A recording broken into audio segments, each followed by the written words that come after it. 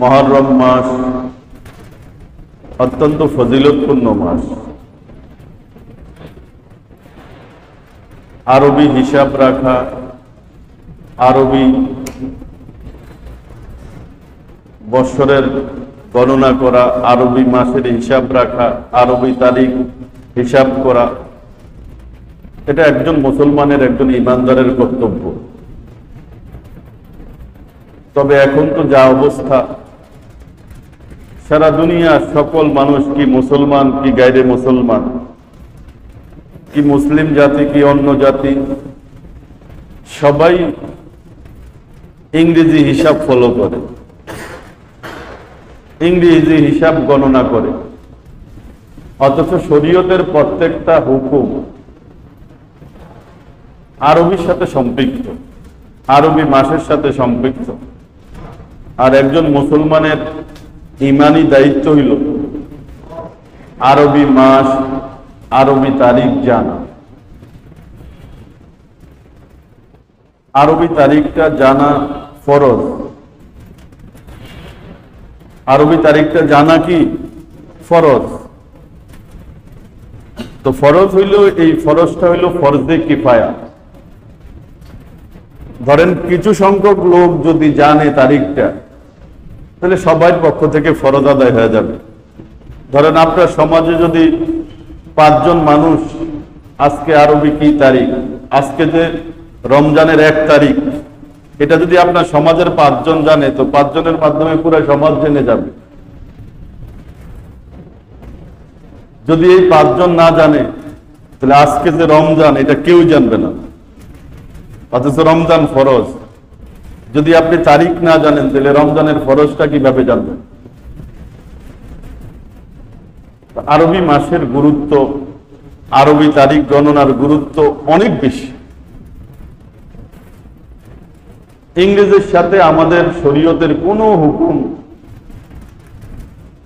হুকুম আমাদের সম্পৃক্ত না। কারণ এই ইংরেজি তারিখটাই প্রবর্তন করেছে খ্রিস্টানরা, যাদের আকীদার মধ্যে শিরকি আকীদা, কুফরি আকীদা ভরপুর। এই খ্রিস্টানরা, আমরা যদিও নাকি এটাকে ইংরেজি সন বলি, আসলে এটা খ্রিস্টীয় সন। এটা খ্রিস্টানরা তারা আবিষ্কার করেছে, তারা এই গণনা শুরু করেছে। তো আমরা মুসলিমরাও ওই গণনাই করি। আমরা জানতে চাই যে ফেব্রুয়ারির কত তারিখে ঈদ, মার্চের কত তারিখে রোজা। রোজা আর ঈদ কি মার্চের সাথে সম্পৃক্ত, ফেব্রুয়ারির সাথে সম্পৃক্ত? রোজার সম্পর্ক দিল তো রমজানের সাথে, হজের সম্পর্ক দিল জিলহজের সাথে, 10ই মুহররমের সম্পর্ক হইল মুহররমের সাথে, শবে কদরের সম্পর্ক রমজানের সাথে, লাইলাতুল বারাতের সম্পর্ক হইল শাবানের সাথে। বিষয়টা এমন না? এমন। কিন্তু দুঃখের বিষয়, যদি জিজ্ঞেস করা হয় সব মুসলমানদেরকে, আমাদেরকে না, এখানে না, মুসলিমদেরকে যদি জিজ্ঞেস করা হয় যে আজকে আরবি কি মাস, 95% লোক বলতে পারবে না। আরবি কি মাস 95% মানুষ বলতে পারবে না। আমরা জানি তো ইনশাল্লাহ আরবি কি মাস, এটা কে কে জানি? একটু হাত তুলে দেখাই তো এটা কি মাস। মাশাআল্লাহ মাশাআল্লাহ, অনেকেই জানে। আজকে মুহররম মাস, এটা মুহররম মাস, আজকে মুহররম মাস চলতেছে। মুহররমের মাসের কয় তারিখ আজকে কে কে জানি? 8 তারিখ। 2-4 জনে হাত উঠাইছে। আরবি মাস কয়টা? কয়টা? 12টা। 12টা মাসের নাম কে কে জানি? একটু হাত তুলে দেখাই তো।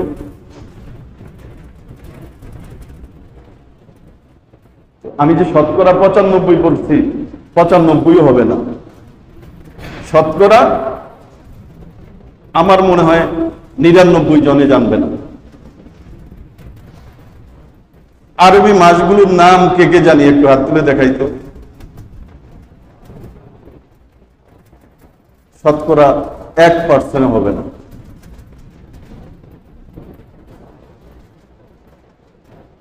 অথচ আরবি মাস গণনা করা, আরবি তারিখ গণনা করা ফরজ। এটা ঢাকা শহর, এটা বাংলাদেশের রাজধানী। এখানে আলেম ওলামা ভরপুর, প্রতি গলিতে গলিতে মাদ্রাসা, এক গলিতে 2-3টা মাদ্রাসাও আসে। সেই রাজধানী ঢাকায় যদি শতকরা 1% মানুষ আরবি মাসের নামগুলো জানে না, তো মফস্বলের কি অবস্থা, গ্রামে বহিন গ্রামে সেখানের কি অবস্থা? সেখানে কয় পার্সেন্ট মানুষ জানবে? যেখানে সারা গ্রামের মধ্যে 2জন আলেম নাই, তো কতজন মানুষ আরবি মাসের নাম জানবে?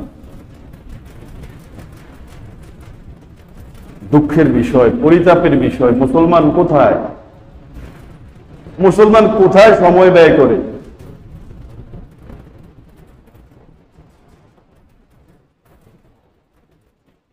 আমাদের এই সমস্ত বিষয়গুলো আলোচনা করা উচিত, এই সমস্ত বিষয়গুলো আমাদের জানা উচিত। আর যদি এখন জিজ্ঞেস করেন যে ইংরেজি এটা কোন মাস চলে, 95% মানুষ হাত তুলবে যে ইংরেজি এখন কি মাস চলে, জুলাই মাস চলে। আজকে কয় তারিখ বলে ফেলবে। আরবি ইংরেজি মাস কতটা, 12টা, কি 95% মানুষ, 90% মানুষ বলতে পারে। যে মানুষটা নিরক্ষর, লেখাপড়া জানে না, সে মানুষটাও আজকে ইংরেজি কত তারিখ বলতে পারবে।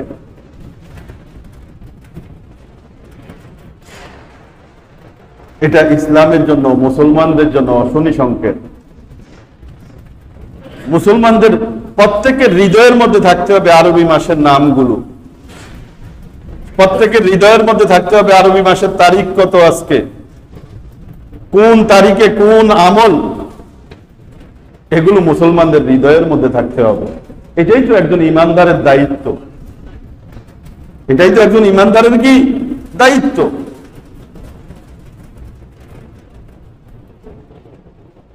আরবি মাসগুলো সবাই মুখস্থ করব। আরবি মাসের আরবি উচ্চারণগুলো একটু কঠিন, আমাদের বাংলাতে যেভাবে ব্যবহার হয়, মুহররম, সফর, রবিউল আউয়াল, রবিউল সানি,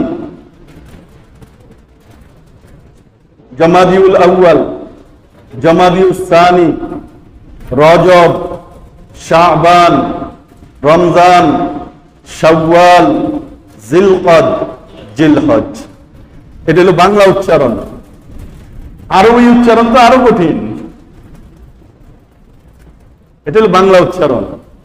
মুহররম, সফর, রবিউল আউয়াল, রবিউল সানি, জামাদিউল আউয়াল, জামাদিউল সানি, রজব, শাবান, রমজান, শাওয়াল, জিলকদ, জিলহজ। বাংলা উচ্চারণই মুখস্থ করি না, আরবি উচ্চারণ মুখস্থ না করি।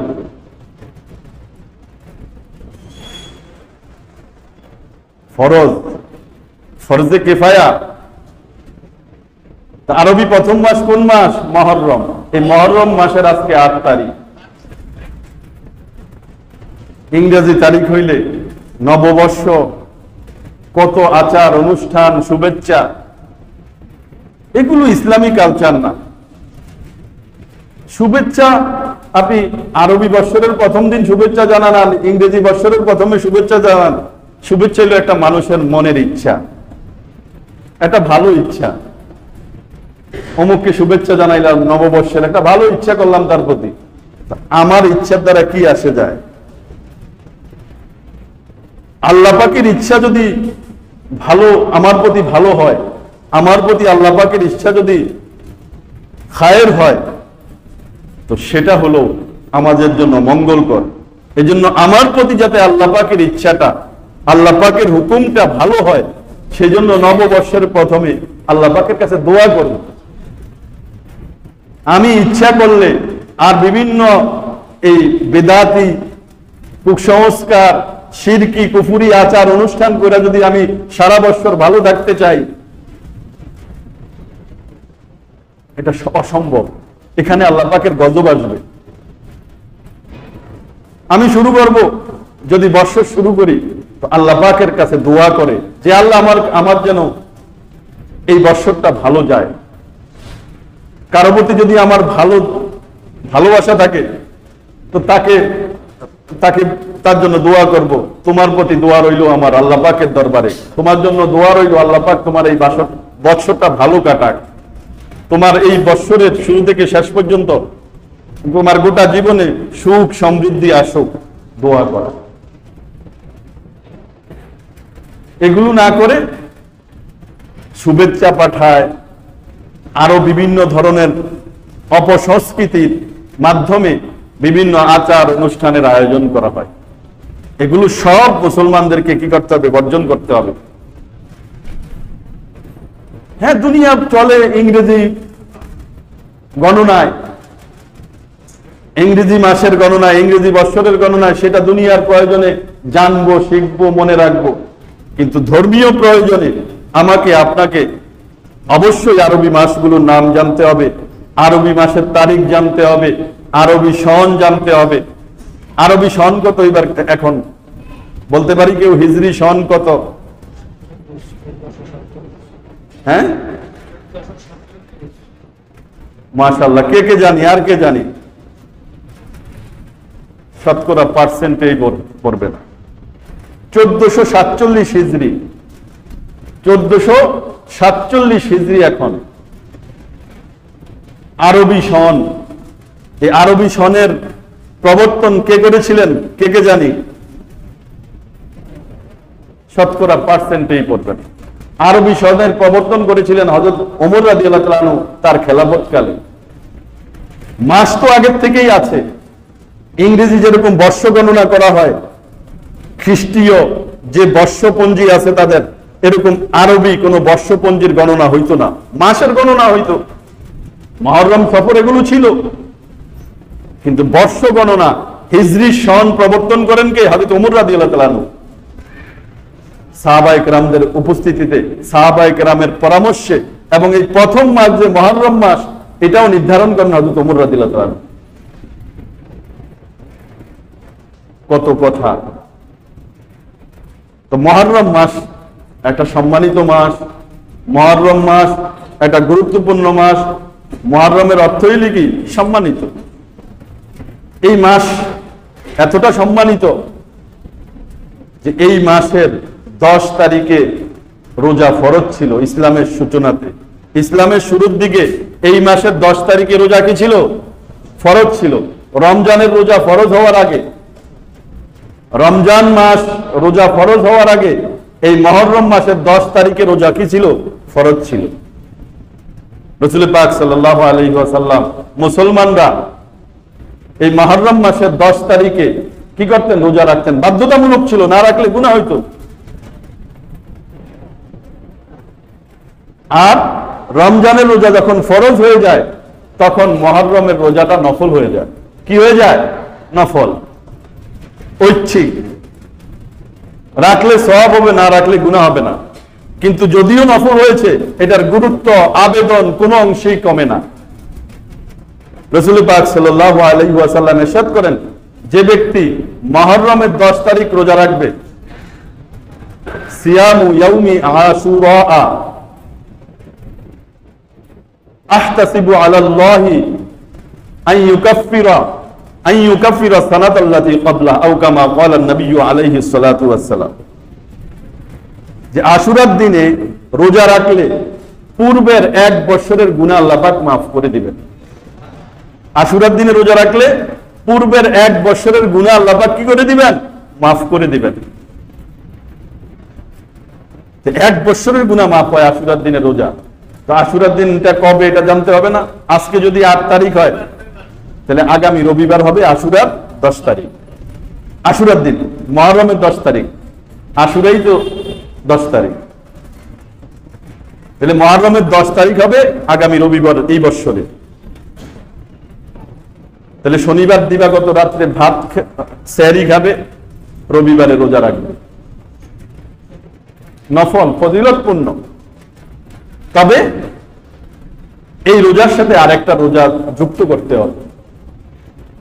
রাসূল পাক সাল্লাল্লাহু আলাইহি ওয়াসাল্লাম যখন মদিনা থেকে মক্কা থেকে হিজরত করে মদিনায় যান, মদিনায় গিয়ে দেখেন ওখানে ইহুদিরা মুহররমের 10 তারিখে রোজা রাখেন। তাদেরকে জিজ্ঞেস করলেন, তোমরা কেন রোজা রাখো 10 তারিখে?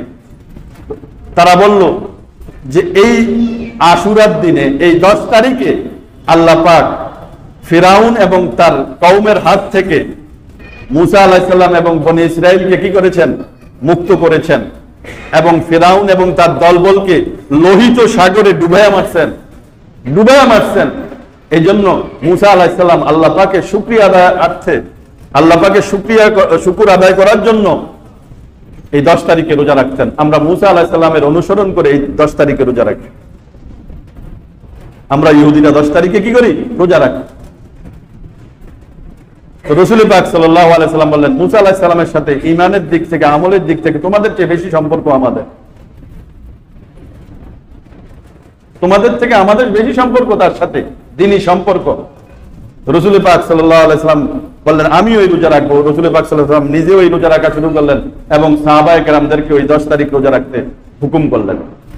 যেহেতু ইহুদিরা 10 তারিখে রোজা রাখে, তাদের বিরুদ্ধাচরণ করার জন্য রাসূল পাক সাল্লাল্লাহু আলাইহি ওয়াসাল্লাম সাথে আরো একটা রোজা রাখার নির্দেশ দিলেন। খালিফু ফিহি, ক্বালা রাসূলুল্লাহ সাল্লাল্লাহু আলাইহি ওয়াসাল্লাম, খালিফু ফিহি লিয়াহুদা।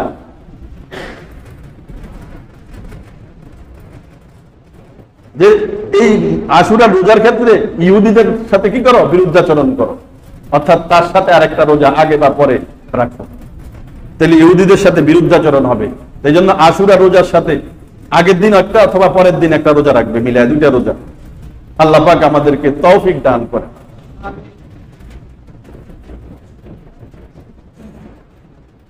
তো আশুরার দিনে আরো বিশেষ কিছু আমল রয়েছে। এই দিনে, এটা আশুরার এই মুহররমের 10 তারিখটা একটা তাৎপর্যপূর্ণ দিন। এই দিনে হযরত হুসাইন রাদিয়াল্লাহু তাআলা আনহু শাহাদাত বরণ করেছেন। শুধু হুসাইন রাদিয়াল্লাহু তাআলা আনহু শাহাদাতের কারণেই এই দিনটা তাৎপর্যপূর্ণ না, এই দিনের মধ্যে আরো অনেক তাৎপর্যপূর্ণ ঘটনা এই দিনে ঘটেছে। আদম আলাইহিস সালামের তওবা এই দিনে কবুল হয়েছে। এই দিনে হযরত ইব্রাহিম আলাইহিস সালামকে নমরুদ যে আগুনের মধ্যে নিক্ষেপ করেছিল, আল্লাহ পাক আগুনকে শান্তিদায়ক ঠান্ডা হওয়ার হুকুম এই মুহররমের 10 তারিখে করেছিল। এই দিনে মুসা আলাইহিস সালাম বনী ইসরাইলদেরকে নিয়ে লোহিত সাগর পার হয়ে ফিরাউনের হাত থেকে মুক্ত হয়েছেন। তো এই দিনটা আগের থেকেই তাৎপর্যপূর্ণ। এই দিনে হযরত হুসাইন রাদিয়াল্লাহু তাআলা আনহু শাহাদাতের জন্য নির্ধারণ করে হুসাইন রাদিয়াল্লাহু তাআলা আনহু শাহাদাতকে আল্লাহ পাক আরো মর্যাদাপূর্ণ করে দিয়েছেন। হুসাইন রাদিয়াল্লাহু তাআলা আনহু শাহাদাতটা আল্লাহ পাক এমন একটা দিনে কবুল করেছেন যেটা আরো বেশি তাৎপর্যপূর্ণ, যাতে হুসাইন রাদিয়াল্লাহু তাআলা আনহু শাহাদাতটা আরো বেশি তাৎপর্যপূর্ণ হয়ে যায়। এই দিন সম্বন্ধে আরো কিছু আমল রয়েছে। ক্বালা রাসূলুল্লাহ সাল্লাল্লাহু আলাইহি ওয়াসাল্লাম, মান ওয়াসা আলা ইয়ালিহি ফিল নাফাকাতি ইয়াউমা আশুরা ওয়াসা আল্লাহু আলাইহি সাইরা সানাতি আও কামা ক্বালা নবী আলাইহি সাল্লাতু ওয়াসসালাম। রাসূল পাক সাল্লাল্লাহু আলাইহি ওয়াসাল্লাম ইরশাদ করেন, যে ব্যক্তি এই আশুরার দিনে নিজের পরিবার পরিজনদের জন্য মুক্ত হস্তে খরচ করবে, পরিবারের জন্য ভালো খাবার দাবারের ব্যবস্থা করবে, আল্লাহ পাক তাকে সারা বছর সচ্ছলতা দান করবেন। সারা বছর তার আল্লাহ পাক ভালো খাবার দাবারের ব্যবস্থা করে দিবেন। এই হাদিসটা হাসান লি গায়রিহি, আমলযোগ্য হাদিস। ওই বিজাতিদের কালচার অনুসরণ করে পয়লা বৈশাখের দিন ভালো খাবার দাবারের আয়োজন করি সারা বছর ভালো থাকার জন্য, নাউযুবিল্লাহি মিন যালিক। এগুলো শিরকি আকীদা, কুফরি আকীদা। অথচ রাসূল পাক সাল্লাল্লাহু আলাইহি ওয়াসাল্লাম এই হাদিসের উপর আমল করলে আল্লাহ পাক সারা বছর সচ্ছলতা দান করবেন। এই দিন যেহেতু হুসাইন রাদিয়াল্লাহু তাআলা আনহু শাহাদাত বরণ করেছেন, একটা মুসলমানদের জন্য একটা হৃদয় বিদারক ঘটনা। এটা স্মরণ হইলে মুসলমানের, ইমানদারের হৃদয়ে রক্তক্ষরণ হয়, তখন ইন্না লিল্লাহি ওয়া ইন্না ইলাইহি রাজিউন পড়তে পারে। এই দিনে হযরত মূসা আলাইহিস সালাম এবং বনী ইসরাঈলকে আল্লাহ পাক সাগর পার করেছেন, ফেরাউনের হাত থেকে মুক্ত করেছেন। এটা একটা আমাদের জন্য নিয়ামত, এই জন্য আলহামদুলিল্লাহ পড়া যেতে পারে। আর বাকি যত ঘটনা ঘটতেছে যেগুলো শিয়া কর্তৃক পরিচালিত, তাজিয়া মিছিল করা, তাজিয়া, দুলদুল, হাই হোসেন বলে মাতম করা, শরবত বিতরণ করা, খিচুড়ি বিতরণ করা, শোক র্যালি বের করা, এই দিনে কোনো জিনিস ভালো খাবার না খাওয়া, বিষণ্ণ মনে বসে থাকা, এই যে এই সমস্ত সব শিয়াদের অপপ্রচার, প্রপাগান্ডা, এগুলো অধিকাংশই কুসংস্কার, বেদাত, অনেকাংশে কোনোটা কুফুরির পর্যায়ে পড়ে যায়, কুফুরিরও সম্ভাবনা থাকে, অনেকগুলো এরকম বিষয় আছে। এজন্য ওইগুলো উপেক্ষা করে, ওইগুলো বর্জন করে ইসলামী শরীয়তের সাথে রাসূল পাক সাল্লাল্লাহু আলাইহি সাল্লামের আনিত শরীয়তের মধ্যে যা রয়েছে সে আমলগুলো আমরা করার চেষ্টা করব। আল্লাহ পাক আমাদেরকে তৌফিক দান করেন। আরো বহু তাৎপর্য এই আশুরার দিন নিয়ে আসছে, আমরা সামনের দিনগুলোতে ইনশাআল্লাহ আলোচনা করব। হুসাইন রাদিয়াল্লাহু তাআলা আনহু এই দিনে শাহাদাত বরণ করে মুসলিম উম্মার সামনে রাসূল পাক সাল্লাল্লাহু আলাইহি ওয়াসাল্লামের সামনে কি পেশ করে গিয়েছেন সেটা আমাদের বুকে ধারণ করতে হবে, সেই স্পৃহা নিয়ে আমাদেরকে চলতে হবে, সেই কারবালার শিক্ষা আমাদের অন্তরে লালন করতে হবে। রাসূল পাক সাল্লাল্লাহু আলাইহি ওয়াসাল্লামের রেখে যাওয়া সুন্নতকে সমুন্নত করার জন্য, দ্বীনকে কণ্টকমুক্ত করার জন্য, খেলাফতের মস্তদকে জগতের বুকে কিয়ামত পর্যন্ত প্রতিষ্ঠা করার জন্যই হুসাইন রাদিয়াল্লাহু তাআলা জীবন দিয়েছেন। আমরা সবিস্তারে ইনশাআল্লাহ আলোচনা করব। আল্লাহ পাক তৌফিক দান করেন।